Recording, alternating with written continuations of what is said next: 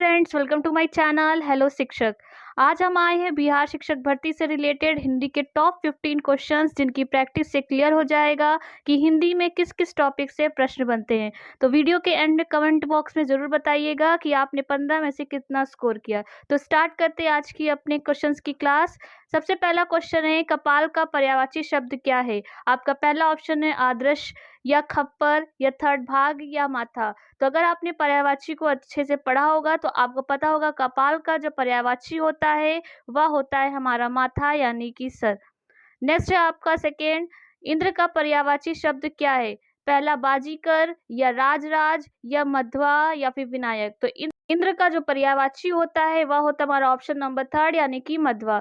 Next question number है हमारा third, Ganesh का पर्यायवाची शब्द क्या है? नरेश है, सुरेश है या गजानन है या दिनेश है। तो आप सभी को पता होगा कि गणेश के पर्यायवाची हमारे गजानन विनायक सभी होते हैं। तो यहाँ पे हमारा ऑप्शन नंबर थर्ड सही हो जाएगा।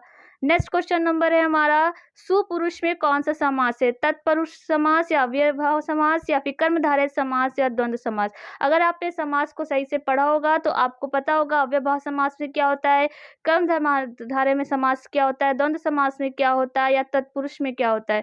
तो यहाँ पे जो हमारा सुपुरुष होगा वो होगा सुंदर है जो पुरुष, तो के समान है जो हमारा वर्ड होता है यानी कि जो पहचान होती है वह होती है विशेषण विशेष हमारे कर्मधारय की। इसलिए यहाँ पे सुपुरुष का हो जाएगा सुंदर है जो पुरुष यानी कि कर्मधारय समास। ऑप्शन नंबर थर्ड हमारा सही हो जाएगा। नेक्स्ट क्वेश्चन है हमारा, देश प्रेम में कौन सा समास है? पहला अव्ययभाव है या सेकंड तत्पुरुष है या द्विगु है या फिर हमारा बहुव्रीहि। तो यहाँ देश प्रेम को अगर हम तोड़ेंगे तो बनेगा देश से प्रेम। तो से हमारा आ जाता है हमारा कारक हो जाता है और कारक हमारा जिस समास से आता है वो हमारा तत्पुरुष होता है। इसलिए यहाँ पर हमारा ऑप्शन नंबर टू सही हो जाएगा। नेक्स्ट है हमारा क्वेश्चन, निम्नलिखित में से कौन सा शब्द सदा बहुवचन में प्रयोग होता है? पहला शिशु है, दूसरा भक्ति है या थर्ड पुस्तक है या प्राण है।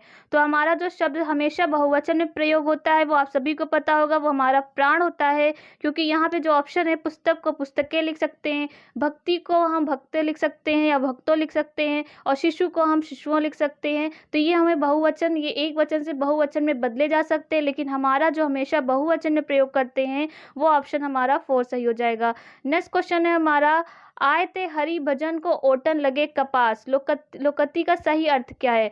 तो यहाँ पे साधुओं की संगति छोड़ देना या वांछित कार्य को छोड़कर अन्य कार्य में लग जाना या भक्ति छोड़कर व्यापार करने लगना या गृहस्थी के झंझटों में फंस जाना। तो यहाँ पे आपका क्वेश्चन था, आए थे हरि भजन को ओटन लगे कपास, करने आए थे भजन लेकिन कोई और कार्य करने लगे। तो यहाँ पे जो हमारा सही अर्थ जाएगा कि वांछित कार्य को छोड़कर अन्य कार्य में लग जाना, यानी कि हमें जो कार्य था वो भजन था और करने कुछ और कार्य लगे, इसलिए यहाँ पे ऑप्शन नंबर टू हमारा सही हो जाएगा।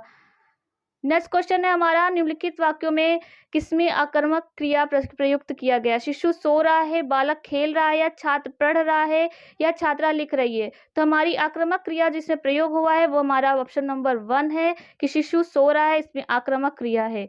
नेक्स्ट क्वेश्चन है हमारा, निम्नलिखित में कौन कमल का पर्यायवाची नहीं है? राजीव या कुवलय या जलद या अंबुज। तो यहाँ पे कमल का जो पर्यायवाची होते हैं वो राजीव भी होता है, कुवलय भी होता है, अंबुज भी होता है, लेकिन हमारा जो नहीं होता वो जलद हो जाता है। तो आप बताइएगा जलद किसका पर्यायवाची? तो आपको पता होगा ये बादल का पर्यायवाची होगा, इसलिए हमारा जो ऑप्शन नहीं हो जाएगा वो हमारा ऑप्शन थर्ड हो जाएगा। नेक्स्ट आपका क्वेश्चन है, अबला जीवन हाय तुम्हारी यही कहानी, आंचल में है दूध और आंखों में पानी। यह उपयुक्त पंक्तियां किस काव्य की हैं? यशोधरा की हैं या कामायनी की है या साकेत की है या आंसू की है। तो हमारी अबला जीवन हाय तुम्हारी यही कहानी, अचला में है दूध और आंखें में पानी, ये जो हमारी काव्य है ये हमारे मैथिली शरण गुप्त द्वारा लिखी गई है और यह काव्य का नाम था हमारे यशोधरा, इसलिए हमारा ऑप्शन ए सही हो जाएगा। नेक्स्ट क्वेश्चन आपका 11 है, तितली किसकी रचना है? जयशंकर प्रसाद की है, आचार्य रामचंद्र शुक्ल की है या श्याम सुंदर दास की है या आचार्य महावीर प्रसाद द्विवेदी की है। तो तितली हमारी जो रचना है वह हमारे जयशंकर प्रसाद की है, इसलिए ऑप्शन वन हमारा सही हो जाएगा। नेक्स्ट क्वेश्चन नंबर 12 है हमारा, पृथ्वी का प्रथम महाकाव्य कौन सा है? पृथ्वीराज रासो है, पद्मावत है या रामचरितमानस है, बिहारी सत्सई है। तो पृथ्वी का जो प्रथम महाकाव्य है वो हमारा पृथ्वीराज रासो, इसलिए ऑप्शन नंबर वन हमारा सही हो जाएगा। नेक्स्ट क्वेश्चन नंबर 13 है हमारा, निर्देश हमारा है, निम्नलिखित मुहावरे लोकोक्ति के उचित विकल्प चुनिए। 99 के फेर में पड़ना, यानी पहला ऑप्शन है धन कमाने में लगा रहना, या मुखरता के कार पे बैठना, या किसी के चक्कर में पड़ जाना, या परिवार के झंझटों में फंसे रहना। तो यहाँ पे जो हमारा सही ऑप्शन जाएगा वो पहले के साथ जाएगा कि 99 के फेर में पड़ने का जो सही अर्थ होता है कि वह होता है कि धन कमाने के चक्कर में लगे रहना। तो पहला ऑप्शन आपका सही हो जाएगा।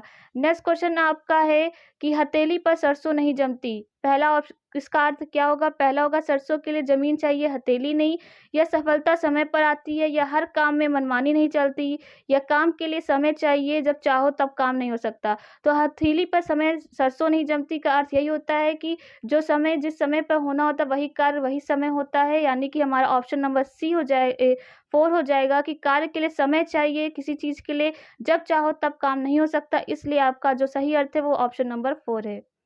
नेक्स्ट आपका आज का 15 क्वेश्चन है, निम्नलिखित प्रत्येक 4 विकल्पों में से बेमेल यानी कि असंगत शब्द चिन्हित करिए। कठिनाई, जटिलता, या फिर आपका खेद हो जाएगा, या समस्या हो जाएगी। तो हमारा जो असंगत है तो कठिनाई का मतलब भी हमारा कोई कठिन कार्य होता है, जटिलता भी हमारी कठिनाई में आती है और समस्या भी हमें कठिन में आता है। और खेद होता है, उससे हमारा खेद होता है किसी कार्य में मतलब निषेध करना या किसी कार्य में रुकावट करना। तो ये हमारा खेद हो जाता है जो इन तीनों में से अलग हो जाता है। इसलिए यहाँ पे जो बेमेल शब्द होगा हमारा वो ऑप्शन नंबर 3 हो जाएगा, खेद। तो ये थे कुछ टॉप 15 क्वेश्चन। ऐसे ही आप हिंदी की प्रैक्टिस करते रहिएगा। आपको डेली हम आपके एग्जाम से पहले तक अच्छे से प्रैक्टिस करा देंगे। तो आपको अगर वीडियो अच्छा लगा हो तो लाइक, कमेंट, शेयर जरूर करिएगा। आज के लिए थैंक यू।